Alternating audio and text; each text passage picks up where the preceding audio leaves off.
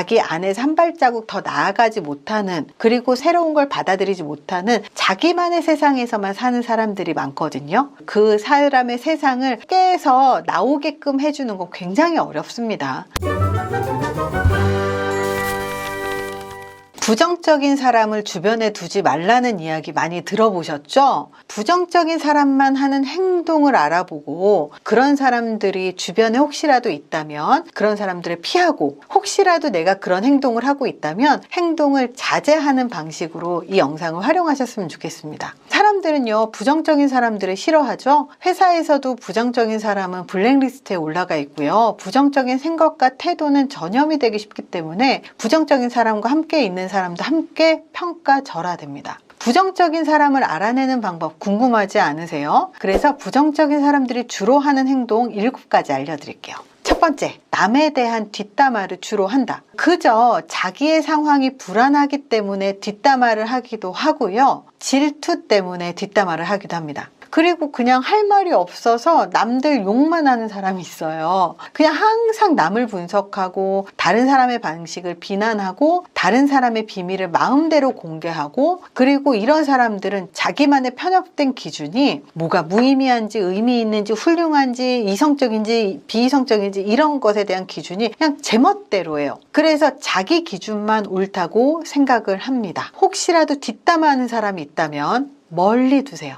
괜찮은 사람들은 자기 먼저 반성을 하지 시야를 자기 안으로 바라보지 바깥으로 바라보면서 남 탓하거나 그 사람들을 비난하거나 뒷담화하지 않습니다. 자, 두 번째, 자기가 바꿀 수 없는 일에만 집중한다. 세상 탓, 남 탓, 국가 탓, 회사 탓하는 사람들이 있어요. 자기 침대 정리도 못하는 사람, 자기 집 정리도 못하는 사람이 과연 세상을 바꿀 수 있을까요? 내 책상 정리 하나 못하는 사람이 회사에서 파일 정리는 제대로 잘할 수 있을까요? 부정적인 사람들은요, 자기가 할 수 있는 일이나 해야 할 일은 하지 못하면서 자기가 손도 대지도 못하고 자기가 감히 하지도 못하고 생각조차 못하는 일, 그리고 자기가 바꿀 수 없는 것에 집중을 하면서 세상, 그리고 남들만 비난하고 비판합니다. 자기의 침대와 방을 정리할 수 있는 사람이 내가 통제할 수 있는 영역부터 하나하나 통제해 나가야 회사에서도 자기 업무를 하나하나 정리해 나갈 수 있습니다. 회사에서 업무를 제대로 정리할 수 있어야 업무 처리하는 방법도 배울 수가 있고요. 그리고 업무 처리를 잘 해야 업무 성과가 높아지고, 업무 성과가 높아야 승진하고, 승진을 해서 자기가 지금 있는 현재 위치보다 더 높은 위치에 있어야 현재 자기가 비판하는 조직의 문제, 리더의 문제, 그리고 조직 문화의 문제, 이런 것들을 자기 힘으로 바꿔나갈 수가 있는 거예요. 자기의 생활과 행동, 그리고 말을 제어하지 못하는 사람은요, 세상을 바꿀 수 있는 능력이 없습니다. 부정적인 사람은요, 겨우 자기의 생각 하나 긍정적으로 바꾸지 못하면서 세상의 비판을 엄청 할 수 있는 그런 사람들. 그래서 자기 말 하나 컨트롤하지 못하면서 자기 손가락 하나 컨트롤하지 못해서 그렇게 악플 달고, 그리고 뒷담화하고 블라인드에 저격해가지고 글이나 올리고, 이런 사람들이 세상을 바꿀 수 있을까요? 자기가 바꿀 능력이 없기 때문에, 그리고 자기가 바꿀 수 있는 능력이 없다는 걸 스스로 너무 잘 알기 때문에 말 그대로 말로만 불만을 제기하는 거예요.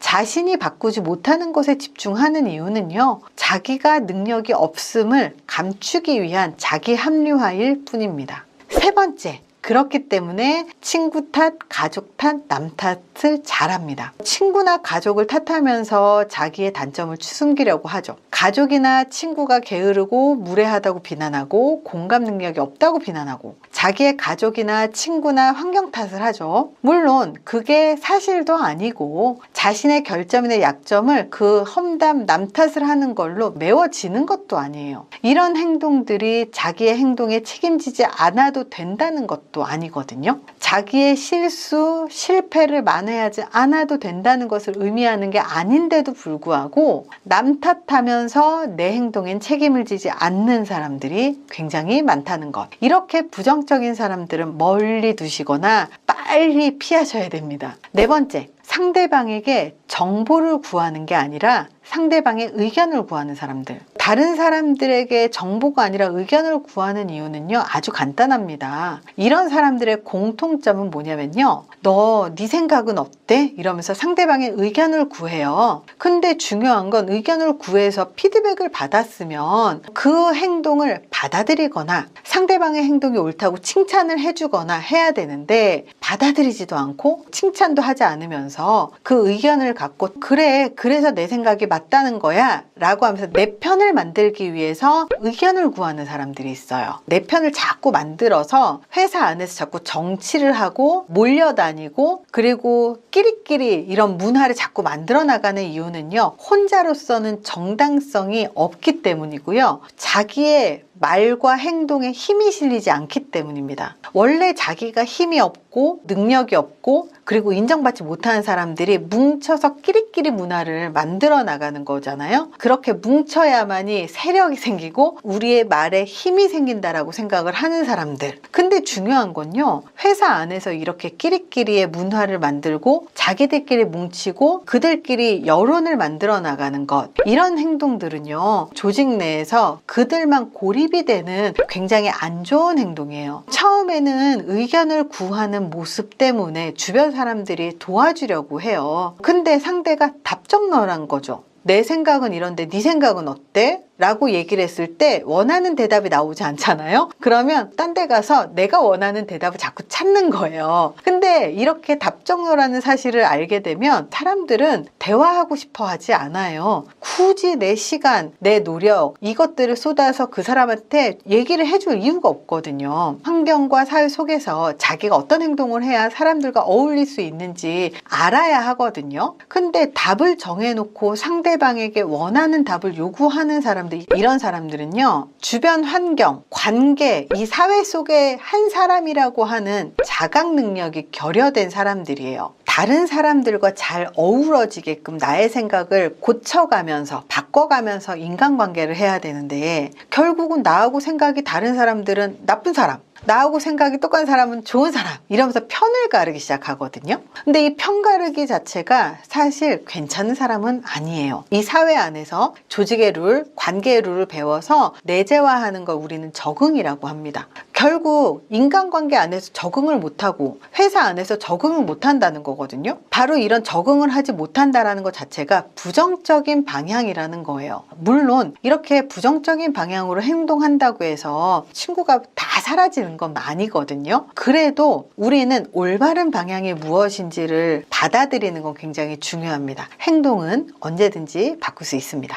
다섯 번째, 부정적인 사람은요, 자의식이 강해요. 자의식이 강한 사람은 자기 스스로에 대한 반성을 잘 하지 못해요. 항상 자신이 받을 수 있는 대우보다 더 많은 대우를 받기를 원하고요. 주변 사람들하고 유연한 관계를 유지하지 못하고 관계가 경직돼 있어요. 자의식은요, 자기에 대한 의식이 강한 사람이에요. 자기의 의견과 신념이 강하기 때문에 다른 사람들의 신념과 생각은 별로라고 생각을 하는 거예요. 받아들이지 않아요. 사실 내가 틀릴 수 있거든요. 가장 중요한 건 다른 사람들로부터 학습하는 것, 굉장히 중요한 능력입니다. 그리고 역량이에요. 그래서 자의식이 강하다, 어떤 면에서는 자존심이 강하다, 내가 무조건 옳다라고 생각한다, 이렇게 보일 수도 있을 것 같아요. 결국 이 자체가 사회에 반하는 행동일 수 있다는 사실을 기억하셨으면 좋겠습니다. 물론 올바른 방식으로 리더십을 갖고, 그리고 내 생각과 행동이 옳은데 그게 사회의 생각과 행동에 부합되는 거라면 상관이 없어요. 조직에서 부합되는 거라면 전혀 문제가 없습니다. 하지만 여기에서 말하는 자의식이라고 하는 건 사회에 부합되지 않더라도 자기 혼자 옳다라고 생각하는 그런 생각이 강한 사람들, 이런 사람들은 사회 안에서 고립되기 쉽겠죠.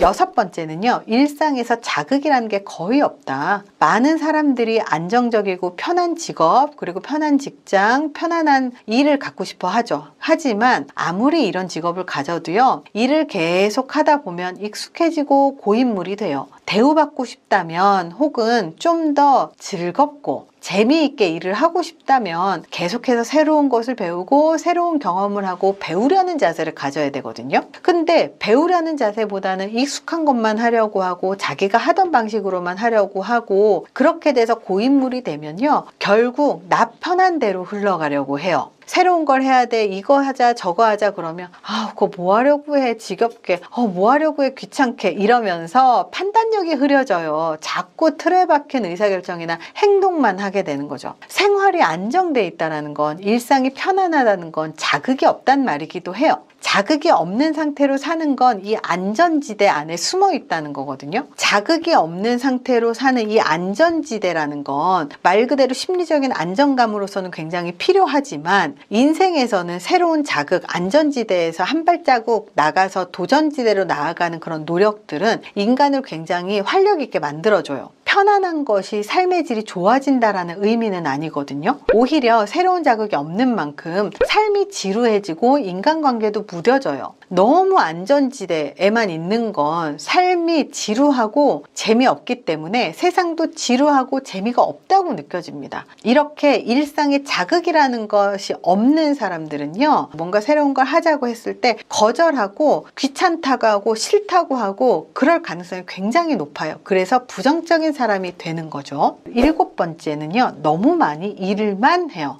일을 많이 하는 사람은 일을 잘하기 때문일 수도 있지만요, 일하는 방법이 비효율적이라서 일을 못하기 때문이기도 합니다. 능력이 많아서 일을 많이 하는 사람들, 이런 사람들은요, 오히려 잘 쉬어요. 근데 일을 못하는 사람이 일의 양에 허덕허덕해요. 일을 많이 한다고 해서 그 사람이 엄청나게 책임감이 있는 사람이란 말도 아니고요, 일을 많이 한다는 것이 능력 있는 사람이라는 의미도 아니에요. 자신의 업무와 업무 시간을 효율적으로 활용하지 못하기 때문에 일하는 시간이 많은 것일 수도 있어요. 물론 절대적으로 일량이 많을 수도 있지만 절대적으로 많지 않은데도 불구하고 일하는 시간이 많다라는 건 사실 자기 능력이 부족하다는 말의 반증이기도 합니다. 일을 효율적으로 처리하지 못하기 때문에 일을 너무 오래 하고 많이 하기 때문에 쉬는 날 제대로 휴식을 취하지 못한다는 거고요. 휴식을 취하지 못하면요, 부정적인 성향을 보일 수밖에 없어요. 신체가 휴식을 취할 수 있고 제대로 쉬어야 마음이 넉넉해지고 긍정적이 되는데요, 잠을 못 자고 쉬지 못하잖아요. 그러면 스트레스 그리고 긴장 상태가 계속되기 때문에 이럴 때 부정적인 감정이 굉장히 많이 올라옵니다. 그래서 부정적인 성향을 많이 보일 수밖에 없겠죠.